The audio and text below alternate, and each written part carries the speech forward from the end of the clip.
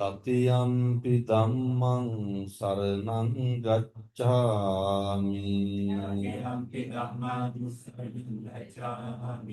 Tatiyampi sanghang saranang gacchami. Saranaගමනං සම්පුන්නං පානාතිපාතා වේරමණී සික්ඛාපදං සමාදියාමි.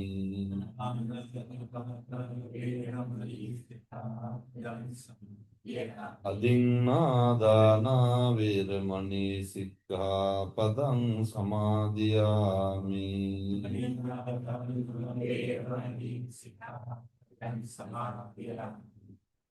කාමේසු මිච්ඡාචාරා වේරමණී සික්ඛාපදං සමාදියාමි.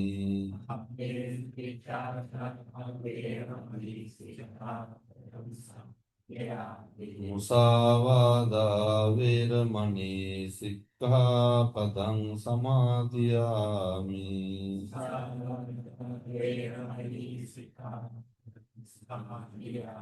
සුරාමේරය මජ්ජපමා දට්ඨානා වේරමණී සික්ඛාපදං සමාදියාමි.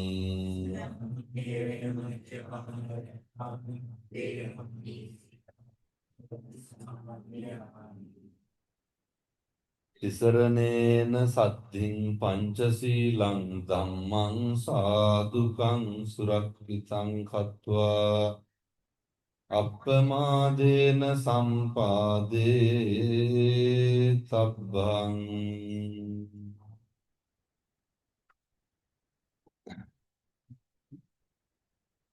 හොඳයි, සියලු දෙනාම කල්පනා කරගන්න ඕනේ සකස් කරගන්න යෙදුණු මල් පහන් සුවඳ දුම් ගිලම්පස භාග්‍යවත් ලෞතුරා බුදුරජාණන් වහන්සේට පූජා කරමු. පූජා වේවා, පූජාම වේවා. සාදු සාදු.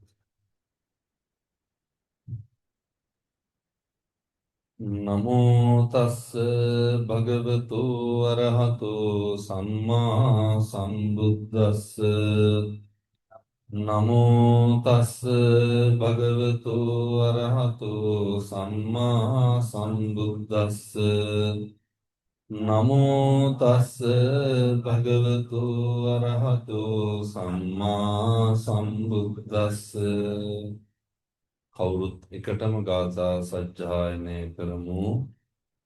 නිවේදයාමි සම්බුද්ධං විතරාගං මහා මුනිං නිමන්තයාමි සුගතං ලෝක ජෙට්ටං නරාසබං යාවතා භගවා ලෝකේ විත්තේය තව සාසනං තාවටත්වාන ගන්හාතු පූජා ලෝකානු ගණසාරප්පතිත්තේන දීපේන සමදන්සිනා තිලෝකදීපං සම්බුද්ධං පූජයාමි තමෝ.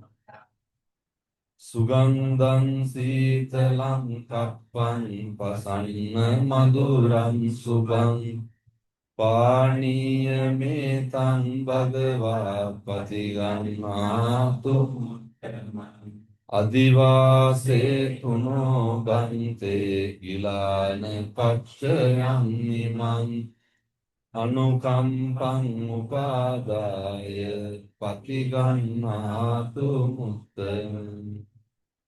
වන්නගන්ධ ගුණෝපේතං ඒතං කුසුම සන්තතින් පූජයාමි මුනින්දස්ස ශ්‍රීපාදේ. පූජේමි බුද්ධං කුසුමේන නේන පුඤ්ඤේන මේතේන උප්පං මිලායාති යතා ඉදං මේ කායෝ තථා යාති ඉතිපිසෝ භගවා අරහං සම්මා සම්බුද්ධෝ විච්ඡාචරණ සම්පන්නෝ සුගතෝ ලෝකවිදු අනුත්තරෝ පුරිස ධම්මසාරති සත්තා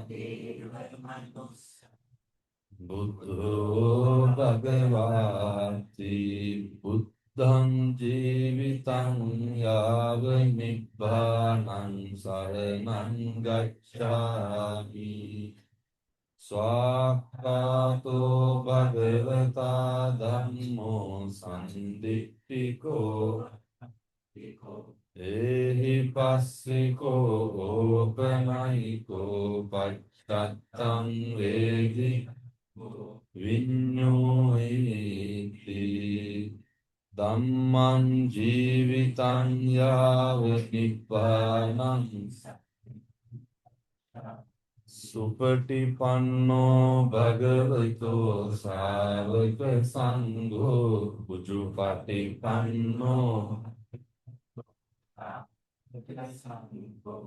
නාය පටිපන්නෝ භගවතෝ ශාවක සාමීච පටිපන්නෝ භගවතෝ ශාවක යදිදං චත්තාරි පුරිස යුගානි පුරිස ඒස භගවතෝ ශාවක සංඝෝ ආහුනේයෝ පාහුනේයෝ අංජලි කරණේයෝ අනුත්තරං පුඤ්ඤක්ඛෙත්තං ලෝකස් සංඝං ජීවිතං යාව නිබ්බානං ගච්ඡාමි සාදු සාදු සාදු. හොඳයි නිශ්ශබ්ද වෙන්න.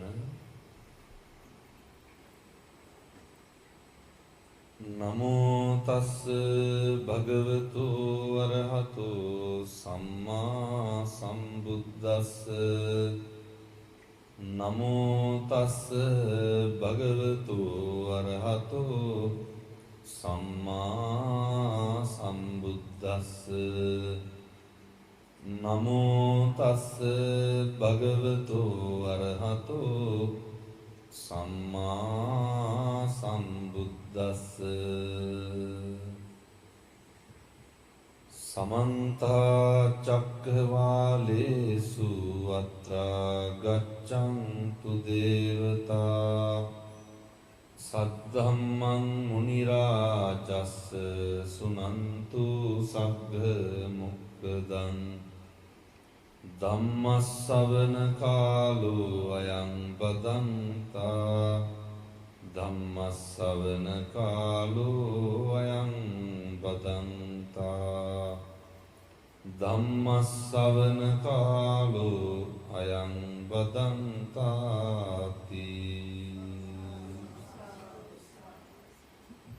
සේලෝ යතා ඒක ඝනෝ වාතේන සමීරති එවං නින්දා පසංසාසු න සමිජ්ජන්ති පණ්ඩිතාති. හොඳයි සද්ධර්ම ශ්‍රවණලාභී කාරුණික පින්නතියනි මේ සියලු දෙනාම මේ කහ වෙලා බලාගෙන ඉන්නේ බෞද්ධ හැටියට ජීවිතේ මහා වටිනා පින්කමක් සිදු කරගන්න.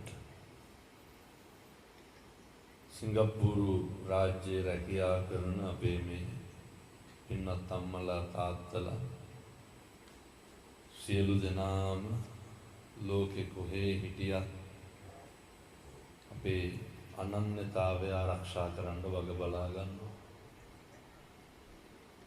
ලෝකෙ කොහේ හිටියත් සාර ධර්ම මොනවාද කියලා දැනගන්න උත්සාහ කරනවා. පින්නතුනේ හොඳ නරක ඉගෙන ගන්න තියෙන එකම ආත්මය මොකද්ද? මනුෂ්‍යාත්ම භාවය. බල්ලොන්ට බලල්ලොන්ට බණ කිව්වට තේරෙනවද නැහැ? කුසල අකුසල් ඉගෙන ගන්න තියෙන ආත්මය මොකද්ද?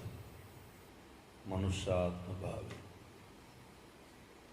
එතකොට මේ හරි වැරදි තේරුම් ගන්න පුළුවන් හොඳ ආත්මයක් තමයි මිනිසත් භවය කියලා කියන්නේ. මේ ආත්ම භාවයේ තුල පුරුදු වෙන්න ඕනේ.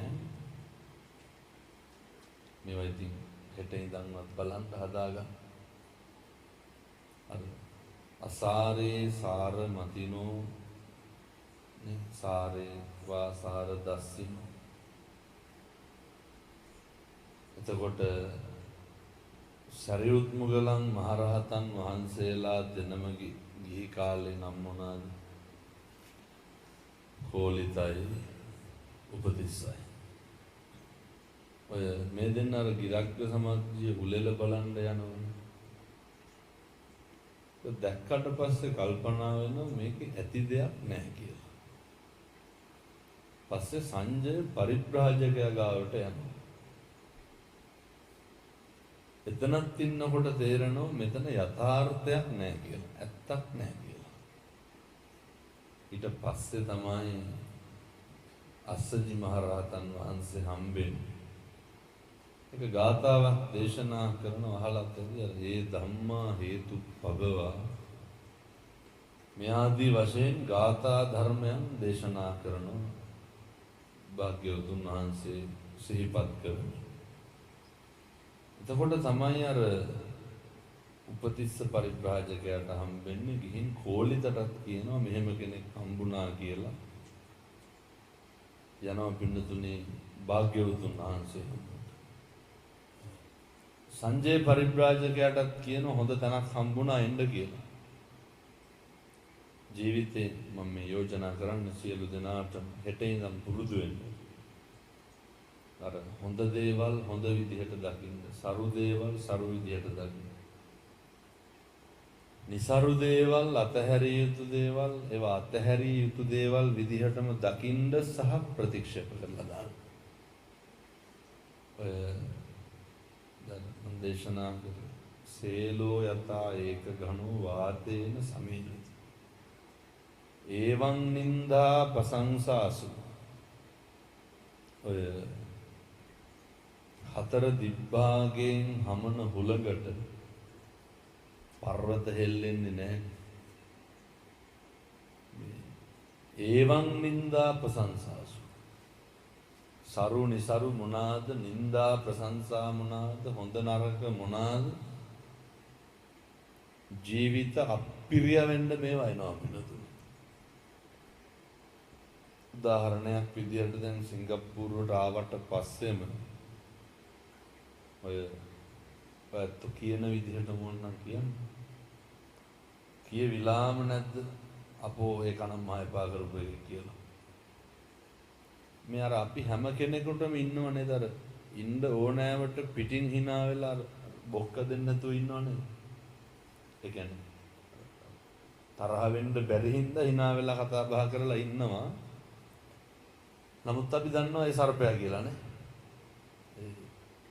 එතකොට පුරුදු වෙන්න ඕන ජීවිතේ තාඩන පීඩන නින්දා ප්‍රශංසා අවලාද කලකිරීම වැටීම් බිඳීම් ඕන තරම් එන්න පුළුවන්. ඔය දැන් හෙට ඉරිදා සඳුදා යනවා දොර මඩලාවක් යනවා පටිගත කරලා ආපු එක. මම ඔය පස්සර ගියා ධර්මදේශන. මං කියන්නේ මේ මිනිස්සුන්ට ජීවිතවල මිනිස්සු හර ඉක්මනට කඩා වැටෙන්න උත්සාහ කරන පිරිස. ඕකට පත්‍යම් වුණාම හරියනවා. නමුත් මිනිස්සු හර ඉක්මනට තීන්දුව తీරන ගන්න උත්සාහ කරන පිරිසක් මිනිස්සු පිළිබඳව. අර තරුණයා ගොඩක් මෙහෙ සිංගප්පූරුවේ තරුණ පිරිස් අඩුයි නේද රස්සා කරනවා. ඩුබායි ගත්තාම කොරියාව ගත්තාම ඊට සාපේක්ෂව අඩු වෙන ටිකක් ඔය යමක් කමක් නෑ. නදි වයසවත් වගේ පිරිසන ඉන්නේ. එතකොට හරි ඉක්මනට මිනිස්සු වෙනස් වෙනවා, කලකිරීමටපත් වෙනවා. හරි ඉක්මනට මිනිස්සු අනේක ගැන තීරණ ගන්නවා. හරි ඉක්මනට ප්‍රතිරූප ගොඩනගා ගන්නවා. එතකොට මෙහෙම මේ හිතේ කැළබිලි ස්වභාවයත් එක්ක කටයුතු කරනකොට තේරුම් ගන්න ඕන ප්‍රධාන කාරණයක් තමයි දූරංගමං ඒකචරන්න අසරීරං ගුහාසයන් ඒ චිත්තං සංයමෙක්කන්ති මොක්කන්ති මාරපන්දන. මේ හිතේ ස්වභාවය නිරන්තරයෙන් තේරුම් ගන්න. දැන් කල්පනා කරන්න මෙතන ඉන්නකොට කීයක් දේවල් කල්පනා වුණාද කියලා. මෙතන ඉන්නකොට කීයක් දේවල් හිතුණාද කියලා බලන්න. එතකොට මේ කලබිච්ච සිත හැමතැනම යන හිත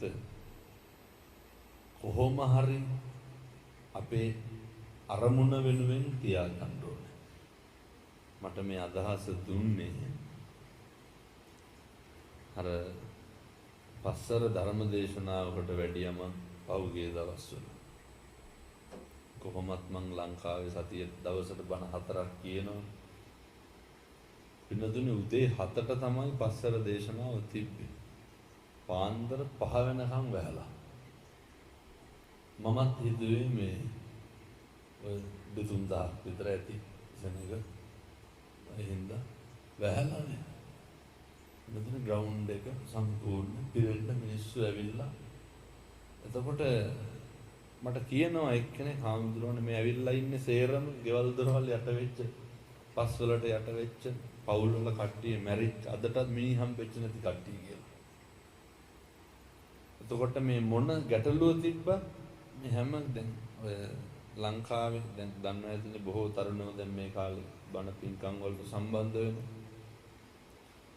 මොන මට්ටමේ හිටියත් මිනිස්සුන්ට මේ ධර්මයේ තරම් වෙන මොකවත් රහ නැහැ. ධර්මයෙන් තරම් වෙන කිසිම දෙයකින් සැනසීමක් නැහැ. හේතුව අපිව දරාගෙන ඉන්නේ මොකෙන්ද? ධර්මයේ විසින්. අපිව මොකක් හරි ජීවිතේ කලකිරීමක් ඇති වුණාම නේද අහලා තියෙනවනේ නත්ති මේ සරණං අඤ්ඤං ධම්මෝ මේ සරණං වරං. මට මගේ ධර්මයෙන් තොර වෙන සරණක් ඇත්තේ නැහැ. එහෙනම් මිනිස්සු හරියට මොන ප්‍රශ්නේ වුණත් ධර්මයට එක්කව වෙනවා. ඒ එක්කව වෙච්ච තැන අර තරුණේ කියනවා උසස් පෙළ ලීලියා හිටපු තරුණේ මොකක් හරි හේතුවකට 28 වෙනිදා කේද වාචකයේ වුණේ සත්‍යන්තය නිවාඩු. කෙසේ හෝ වේවා මේ හමුදුර මම හොද විභාග කටයුතු කොහොමද? හමුදුරනේ අම්මයි තාත්තයි අක්කයි මිනි හොයාගන්න පුළුවන්ලු ගේ තිබ්බ තැන හොයාගත්තා. ඒ නෝට් එක ඇඩ්මිෂන් එක පොත්පත් ඉස්කෝලේ ඇඳුම් සපත්තු නෙමෙයි. අම්මයි තාත්තයි අක්කයි මෙහෙම අදටත් ඉන්නවනේ හොයාගන්න බැරි වෙච්ච. ඊයේ පෙරේදත් වාහන වගේක් මතු වුණා මං හිතා. තරුණයා කියනවා මේක අපි සියලු දෙනාට හරි වැදගත්. අර කලකිරෙන්න වැටෙන්න හේතු 1000ක් ජීවිතේට එයි. දරුවෝ ගැන, රස්සාව ගැන, පවුල ගැන, ස්වාමියා ගැන, යාළුවෝ ගැන, මිනිස්සු ගැන. අර තරුණයා කියනවා හාමුදුරුවනේ තාත්තට පොඩි සැකයක් තිබ්බලු මං උසස් පෙළ ඉවර වෙනකන් ලියයිද නැද්ද කියලා. ඒ කියන්නේ කොල්ලා එච්චරටම ටිකක් නසරාණි. ඒ තාත්තට ෂුවර් නෑ කොල්ලා සම්පූර්ණ A level පාස් වෙයිද කියලා නෙමෙයි. අර කියනවනේ අපේ ගම්වල අර විභාගේ ලිව්වා කියන්නවත් ඉඳගත්තා නම් මොකද කියලා අන්න ඒ මට්ටමට. ඉතින් කොල්ලා කියනවා මං කොහොම හරි උසස් පෙළ ලියනවා. මොකේද? තාත්තා හරි කැමැත්තෙන්ලු හිටියේ මං සම්පූර්ණ ඒක පාස් වෙයිද කියලා නෙමෙයි. අර පැහැදිලිද දැන් අපිට කොතන හරි අපි දන්නවනේ වත්තන්ට කොච්චර මොන තරම් පීඩනයකින්ද මේක ඉන්නේ. කියමු බලන්න මොකද්ද තියෙන සැනසීම. ජීවිතේ එන්න අර ගුණාගේ පිටිපස්සේ යන කරත්ත රෝද දෙකනේ ගුණාට දුක පිණිස තියෙන්නේ. එන්න මොකද්ද තියෙන්නේ? උදාහරණයක් විදිහට අපි තරුණ කාලේ දරුවන්ට අවුරුදු 10 12 තියෙන කාලේ දරුවෝ දඩබ්බර වැඩක් කරාට ඒකට අපිට දුක හිතෙනවද? පොඩි නේ සද්දයක් දාලා ඉන්නවනේ කරන්නේ. දරුවෝ අවුරුදු 25න් විතර දඩබ්බර වැඩක් කරනකොට දුක හිතෙන්නේ නැද්ද? එතකොට එහෙම මේ පින්නතුන්ට එහෙම හිතලා නැතුව ඇති මං කියන්නේ ඒක තමයි ස්වභාවය.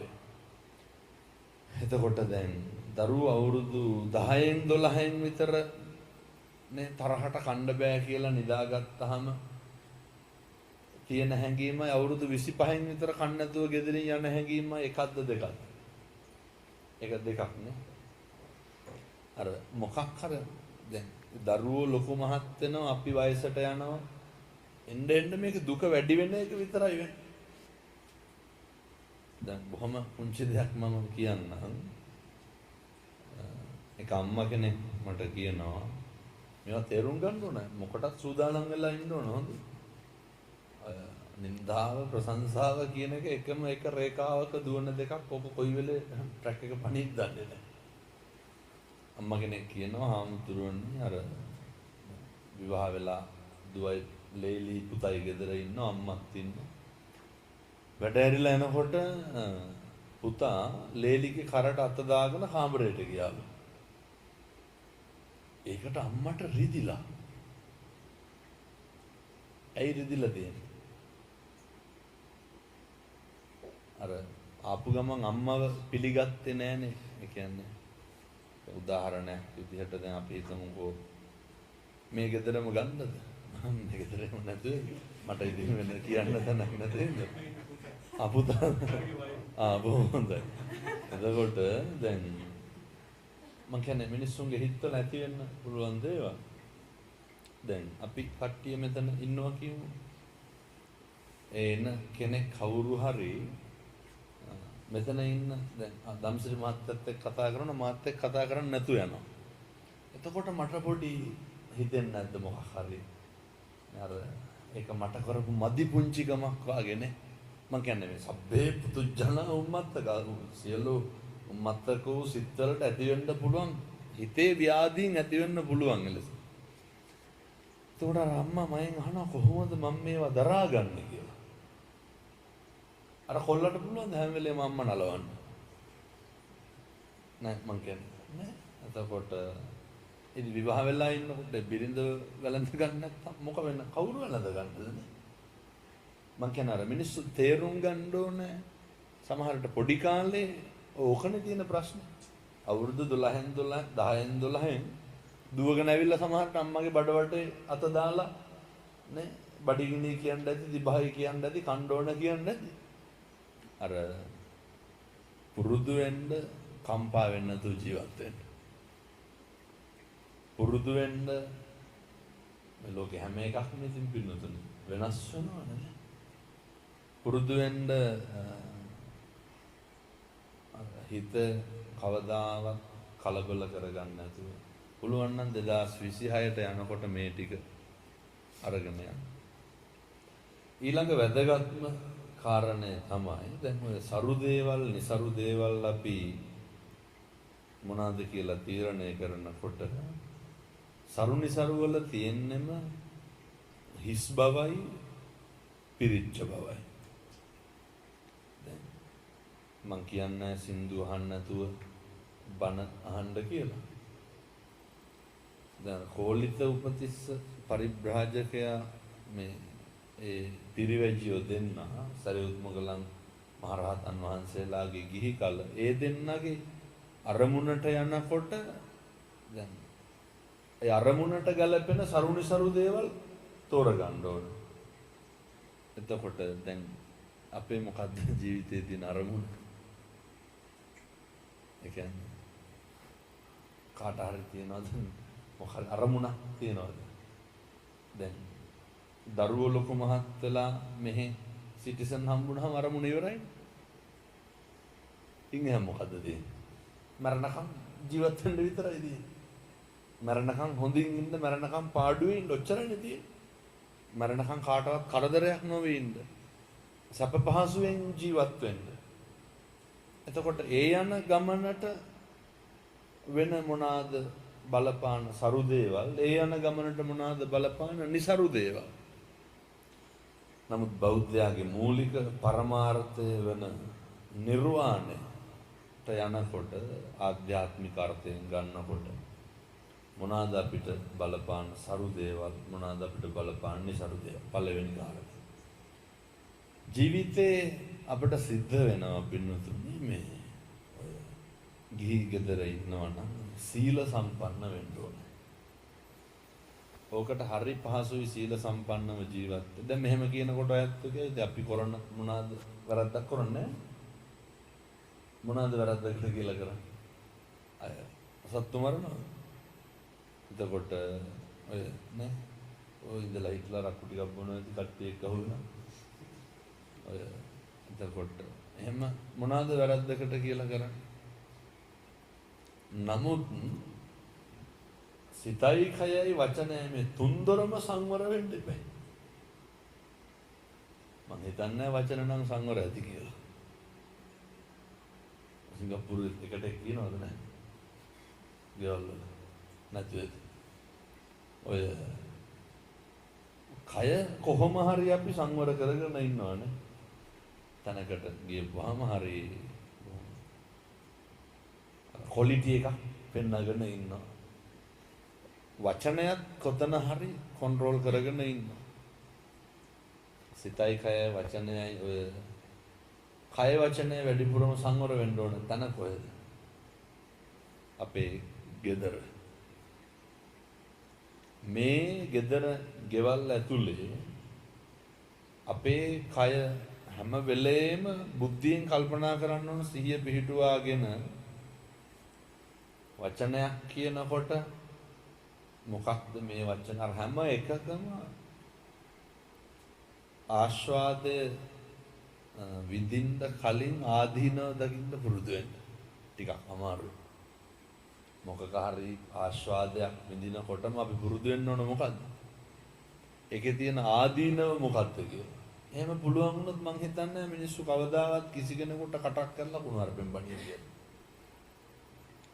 කවදාවත් අපි හිතන්නේ ඔය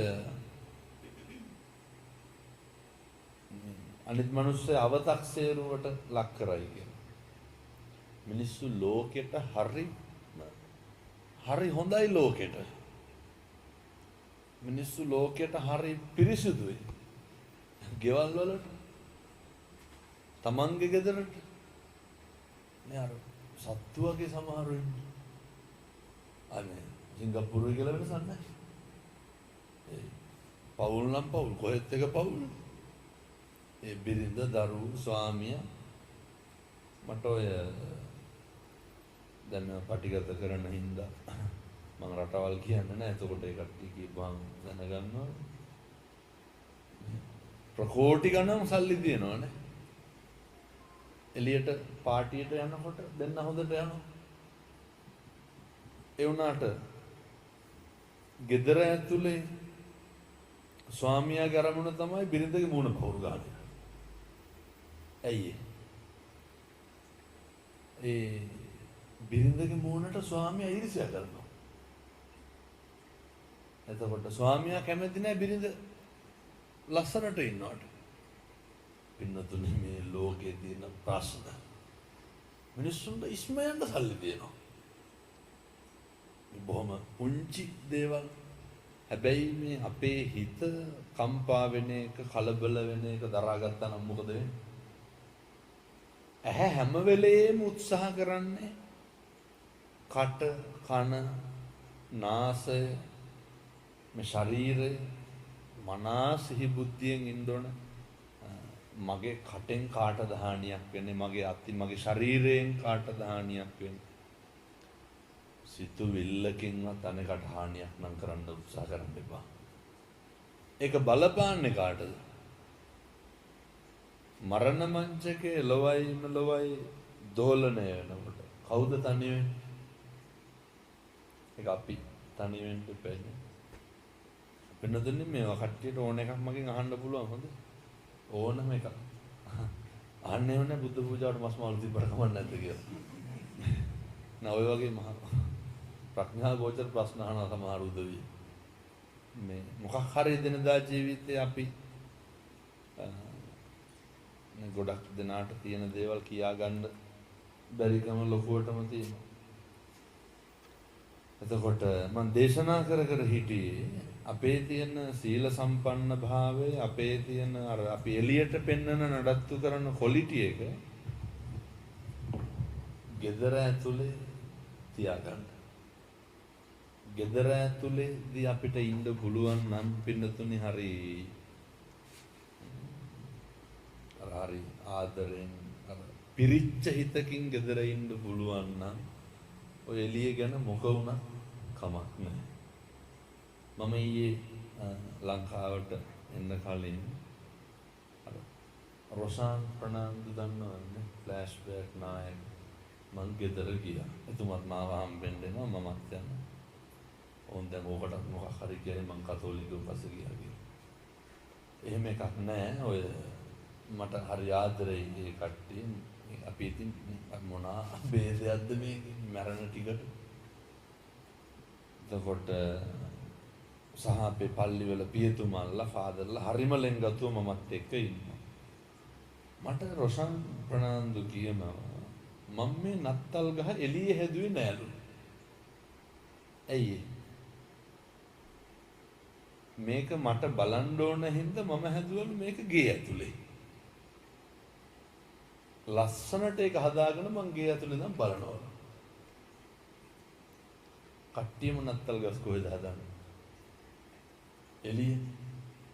මම කියන්නේ අර මම ඒක එතුමන්ට කිව්වෙත් නෑ මම දැනගත්ත දේ. අර සතුට කියන එක තියෙන්න ඕන කොහෙද? ඒක ගේ ඇතුලේ නැත්තම් එළියේ කොහොමත් නෑ වෙන්නදුනේ. අර ධනංජය විශාඛාවට දෙන උපදෙස් තියෙනවනේ කසාද විවාහ වෙනකොට. මේ විශාඛාවගේ තාත්තා ඇතුළත ගිනි පිට නොදෙනු. අපේ ගෙවල් වල තියෙන්නේ මොනවාද? පිටත ගිනි ඇතුළත නොගනු. ඔය දෙක වැළකුණා නම් මදිද? මිනිස්සු කවද්ද එක්කහුව වෙලා මං කියන්නේ මේ සමහර උදවිය ඉන්නවා. සමහර අම්මලා කියනවා හාමුදුරු මට හිතා ගන්නත් බෑ. මට හිතනවා දැන් චෛත්‍ය ගෙඩි පිටින් ඉලි කියලා හිතනවා. ඒ කියන්නේ එච්චරටම සත්‍යාව, එච්චරටම හැඟීම, එච්චරටම සාසන මාමකකම්. අම්මා කෙනෙක් කෝල් එකක් දීලා කියනවා මේක නම් මේ ලංකාවේ සිද්ධිය. මම කියපු විදිහටම කියන්නේ. ආමුදුරනේ ඕක ඔහොම ආවට අද උදේත් මට ගහලා ගෙදරින් ආවේ කිව්වා. මම එක අම්මා කෙනෙක් මට ඇඟිලි 4 පෙන්නනවා. දොරට තියලා දොර වහලා. බිරිඳගේ අත දොරට තියලා නක් ගාලා දොර වහලා. එතකොට දැකලා තියෙනවනේ බිරිඳ සැමියාව මරලා තියෙනවා, සැමියා බිරිඳ මරලා තියෙනවා. ඇයි මිනිස්සුන්ට මෙහෙම වෙන්නේ? අර හිත පාලනය කරගන්න බෑ. හිත හරියට හෙල්ලෙනවා නේ. හිත හරියට වෛරය පැත්තට ඇදිලා යනවා, හරියට ද්වේෂය පැත්තට අර එක තැනක තියෙන්නේ. හිත හරියට ලාභයේ පැත්තට ඇදිලා යනවා, හිත හරියට සතුටු පැත්තට ඇදිලා යනවා. නමුත් ඔය කට්ටිය මගෙන් අහනවා මම මේක මේ දවස්වල හොඳට ප්‍රැක්ටිස් කරමින් ඉන්නවා. අය මට බන්නේ තරම් මට දොස් පරොස් කියන තරම් කියලා දෙනවා ඉක්මනට මම මොකක් හරි කියනකන්ලු ඉන්නේ. ඒ කියන්නේ මට කේන්ති ගිහින් මම මොකක් හරි කියයි කියලා හිතන් ඉන්නේ. අනේ තමයි. ඔය එහෙම අපි කම්පා වෙනවද? කවදාවත් ජීවිතේ අපි මොකටද මේ අපේ තියෙන මේ නේ සත්පුරුෂකම අපේ තියෙන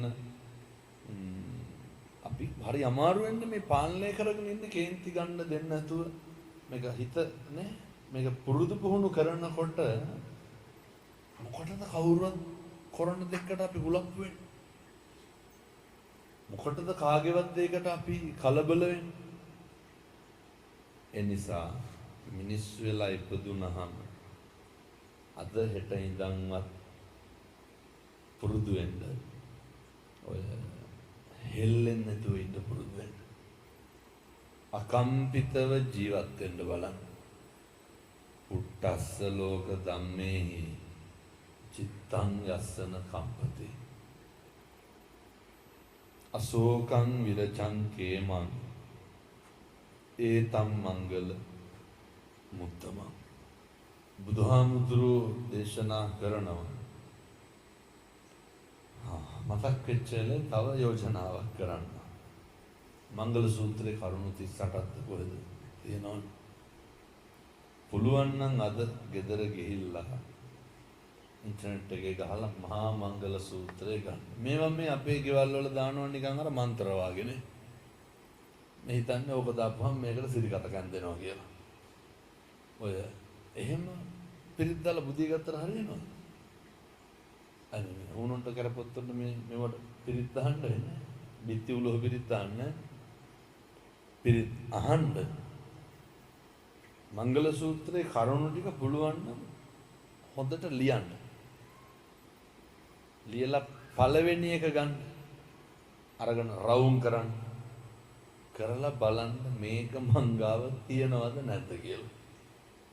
බුදුවරු ගන්න ඕනේ. අසේවනාච්ච බාලාන. මම අසුරු කරන්නේ ක්වොලිටි තියෙන මිනිස්සුද බාලයෝද කියලා. දැන් කොහොමද බාලයෝ පඬිතුයෝ වෙන් කරලා හොයාගන්න? මහා මංගල සූත්‍රය ගැන ලබන අවුරුද්දේම ජාතික රූප වාහිනිය වැඩසටහන් කරන්නේ මම. මංගල කරුණු 2 ගානේ. මංගල කරුණු 3 ගානේ. මාස 12ම දරුවන්ට කියලා දෙනවා. එතකොට බලන්න දැන් සමහරු ඉන්නවන්නේ නේද අනේකගේ ඒව අපිත් එක්ක කියවන උදවිය නැද්ද? අනේකගේ වැරදි අනේකගේ අඩුපාඩු අනේකගේ කේලම් ඔය කියනවනේ ඌ මෙහෙමයි මූ මෙහෙමයි කියන. කවදාවත් ඒ වගේ මිනිස්සු අසුරු කරන්න එපා. හේතුව ඒ මිනිස්සුට එක තප්පරය යන අනිත් පැත්තට අපේ මොකක් හරි තව කාට හරි කියන්නේ. අර එහෙම ක්වොලිටි එකක් තියෙන මිනිස්සු කාගේවත් අඩුපාඩු කියවන්න දෙන්නේ නැහැ. ඔය දැක්ක ගමන් අනුන්ගේ දේවල් කියවන උදවිය ඉන්නවා. ඒ කියන්නේ පත්තර වාගේනේ. ඊට පස්සේ භාග්‍යවතුන් වහන්සේ දේශනා කරනවා මේ gedarat එහෙමයි හොඳ. සත්පුරුෂෝ අසත්පුරුෂෝ දැන් ඔයත් බලයි එහෙම දැන් පිටින් සත්පුරුෂෝ හොයන්න පුළුවන්. සත්පුරුෂෝ හොයන්න ඕන කොහෙන්ද? ඒ සත්පුරුෂයා ඉන්න ඕන පින්නතුනේ අපි ගාව. ඒ සත්පුරුෂ කම තියෙන්න ඕනේ අපි ගාව. අපේ අම්මලා තාත්තලා බලන්නේ අර හැම වෙලේම අපෙන් කෙරෙන්න තියෙන දේද අනුන්ගෙන් ලැබෙන්න තියෙන දේද? අනුන්ගෙන් ලැබෙන්න තියෙන දේ දිහානේ බලන්න. මම ඔය හොඳට දැකපු දෙයක් තමයි අර මලගෙවල් වල ගිහිල්ලා ඉන්නකොට එක මිනිස්සෙක් හඩ් එකේ ඉඳගෙන ඉන්නවා. නෙස්කැෆේ එකක් හරි මොකක් හරි බිබි. එතකොට තව එක්කෙනෙක් අර අපේ ගම් වල අර ගොක්කොල එහෙම නමලා දාලානේ තියෙන්නේ. ඕකෙන් ඇතුළට ආවා. එනකොටම මම දැක්කා අර මිනිස්සයා හඩ් එකේ යට හිටපු මිනිස්සයා දැක්කා ගේට්ටුවෙන් අර යාළුවා ආවා. දැකලා ඩක් ගාලා අනිත් පැත්ත බලාගත්තා. බලාගෙන දැක්කේ නෑ වාගේ නෙස්කැෆේ එක බොනවා. දැන් අර ගේට්ටුවෙන් ආපු යාළුවා අතෙන්ට ගිහිල්ලා පිටට තට්ටුවක් දාපුවාම අර නිකන් කන්ෆියුස් වෙලා වගේ එකපාර දැන් දාවේ කියලා බලන්න අපි තෝම තමයි. අර පුළුවන් තරම් බලන්න පින්නසනේ මේ. අර ඇවිල්ලා අපි ගාවට ඇවිල්ලා කතා කරොත් තමයි අපිට සතුටුනේ. අර මං අහන්නේ ඇයි ඕක අනකට දෙන්න බැරි? දැන් මම මේ විදිහ සෑහෙන දේශනා කරලා තියෙනවා. මම පුරුදු වෙන්න හිටියද. අර දැන් මේවට මොකක් හරි ආගමක් ධර්මයක් જાතියක් තියෙනවද? ඒක වෙන් කරලා ගහපු රාමුවක් ඇතුළේ නැහැ මේවා මේ. අපේ දිනදා සමාජය තුළ ජීවත් වෙනකොට අර සත්පුරුෂයෙක් තුළ ගොඩනගා ගන්න ඕන. අර ඒ වටිනා දේවල් බුදුහාමුදුරුවෝ උගන්වන්නේ පුබ්බවාසි පුබ්බහාසි. කවුරු හරි දැක්කහම ඉස්සරළම ගිහින් hina වෙන්නලු. බුදුහාමුදුරුවෝ මේක පෙන්වන්නේ අර සම්මෝධනීයං කතං සාරාණීයං වීතිසාරත්ව කවුරු හරි ආපුවම බුදුහාමුදුරුවෝ ඉස්සරළම මොකද කරේ? උන්වහන්සේ සතුටු සාමීචියේ දෙනවා.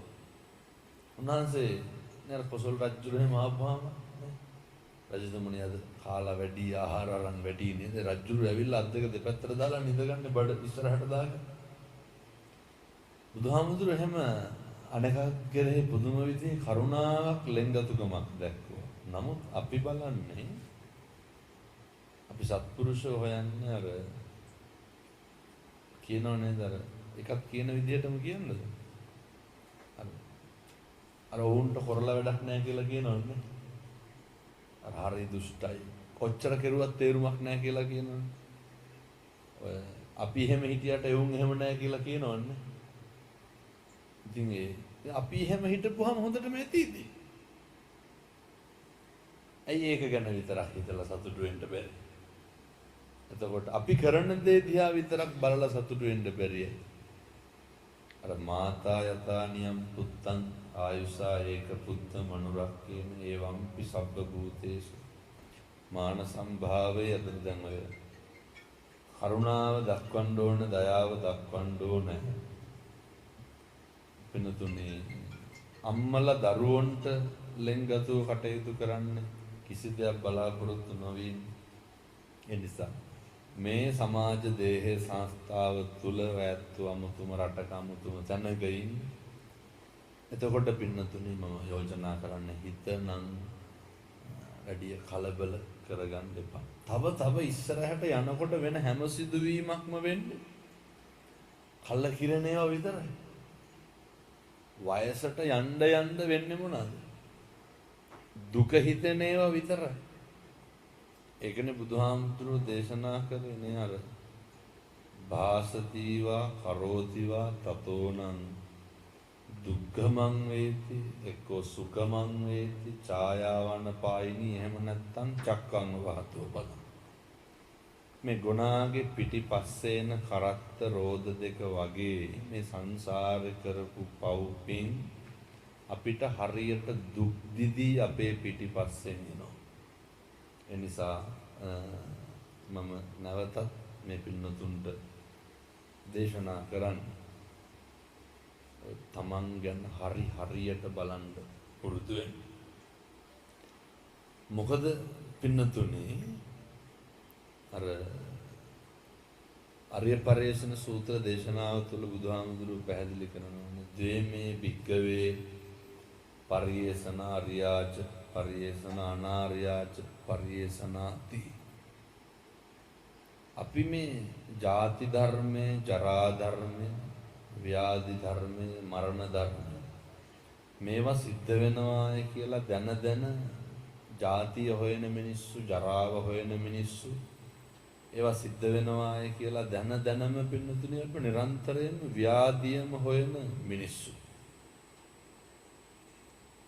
මනුෂ්‍යාත්ම භාවයක් ලැබුණාම අපිට පුළුවන් දැන් අර බෝධිසත්වෝනේ අන්තිමට සසර කලකිරුණේ මොනවාද දැකලාද?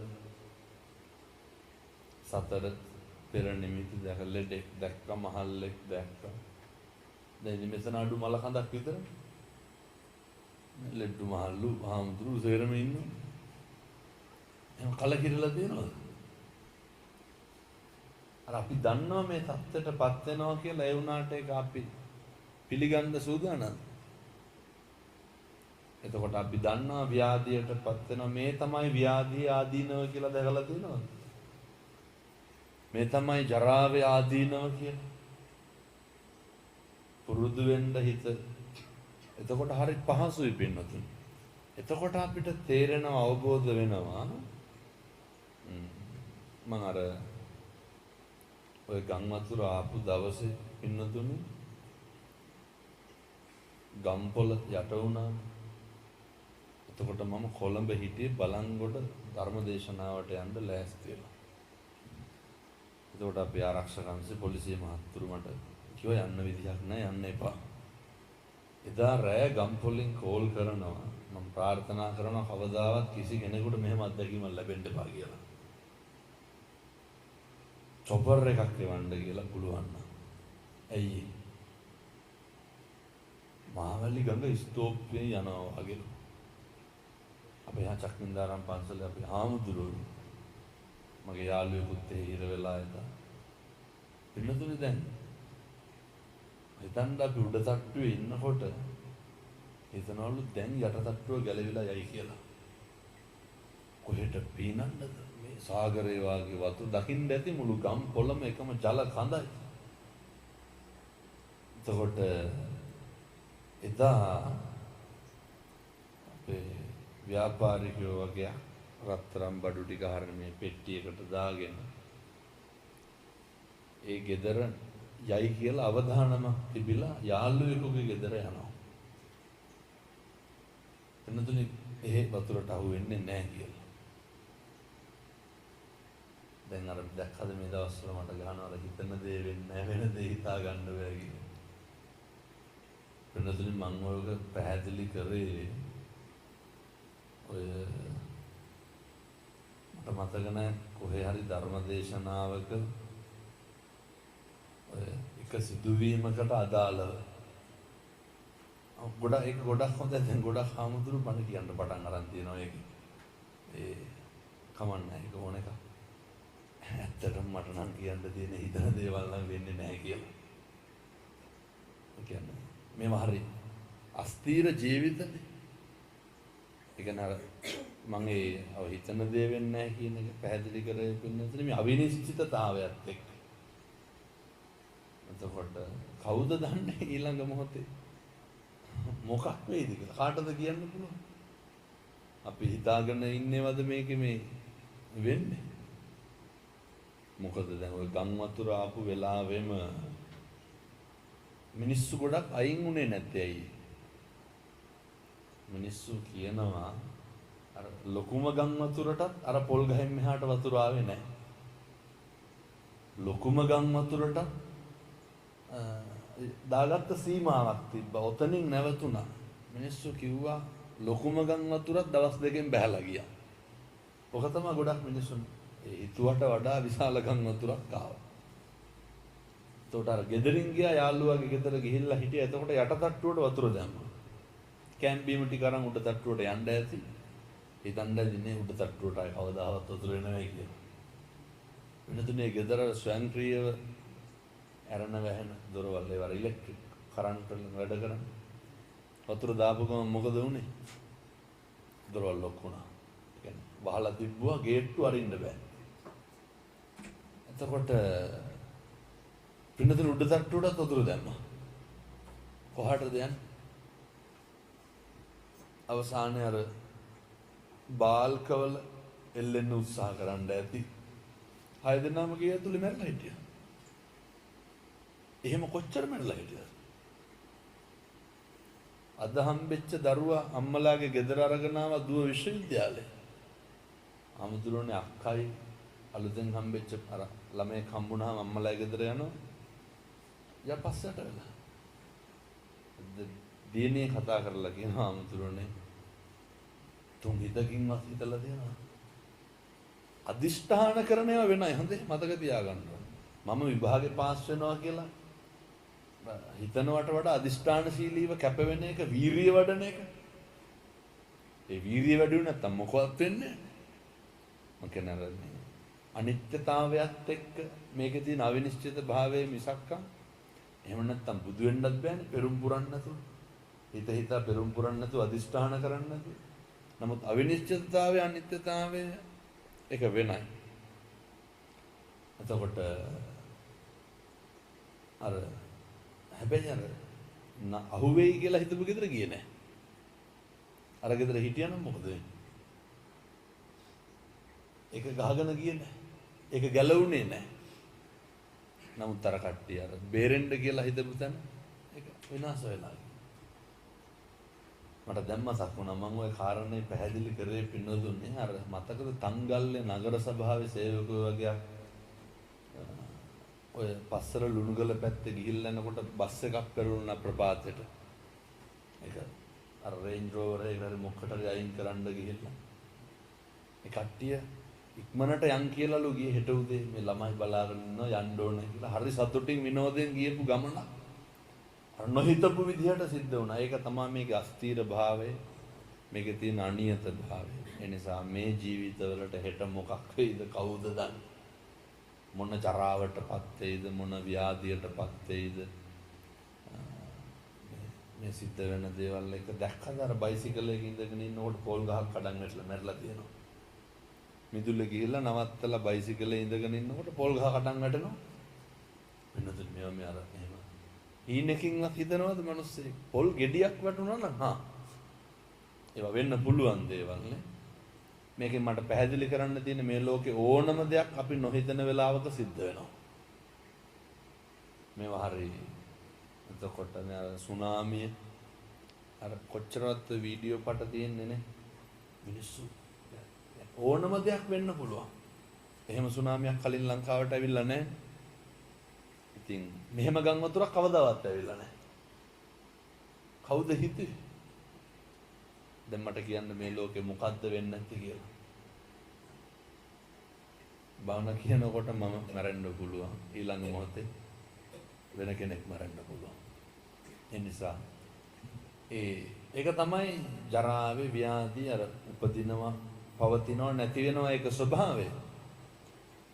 මේ නැති වෙන හින්දාමයි එක තප්පරයක්වත් පරක්කු කරන්න එපා කියන්නේ. හිතන දේ වෙන්නේ වෙන දේ හිතා ගන්න බැරි හින්දාමයි එක මොහොතකින්ම උත්සාහය වීරිය නවත්තන්න එපා කියන්නේ.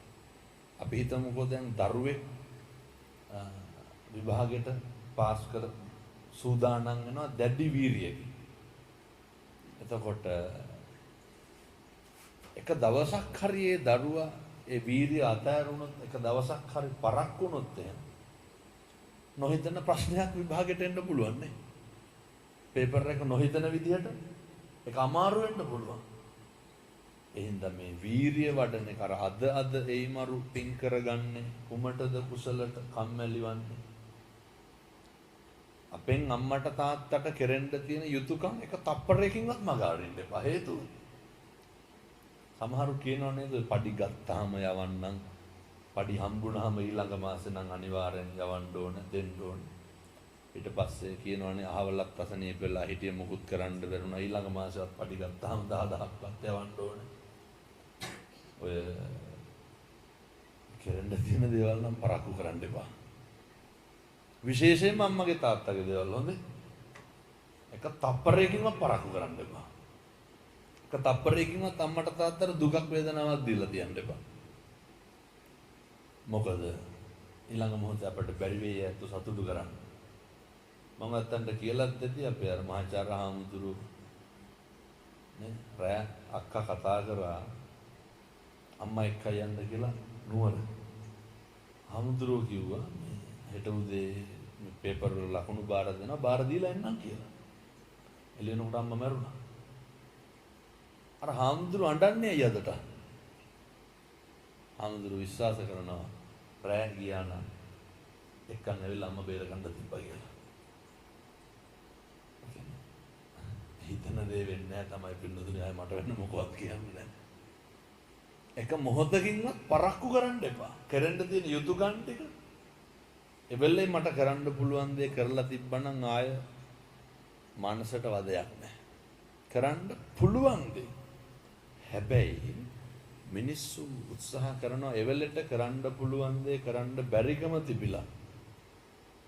තව විනාඩි 10කින් මැරෙනවා කියලා දැනගත්තොත් එහෙම කියනෝ නේද? මගේ තියෙන සේරම විකුණලා හරි මම මොකක් හරි කරන්න දැන් මොකද්ද කරන්න තියෙන්නේ කියලා. නෑ එතකොට පරක්කු වැඩි. මැරුණාම තරහ වෙන්නේ නැත්නම් පොඩි කාරණයක් කියන්නද? අපි ඇත්තටම ලංකාවට යන ඉස්පිරිතාලේ ඉන්නකොටද මැරුණාම. ඒ කියන්නේ කවුරු හරි මොකටද මැරුණාම යන්නේ? කාට බේන්ද? මම මේ කියන්නේ ඉස්පිරිතාල නවදින ගන්න ටිකට් දදා යන්න පුළුවන් කියලා නෙමෙයි.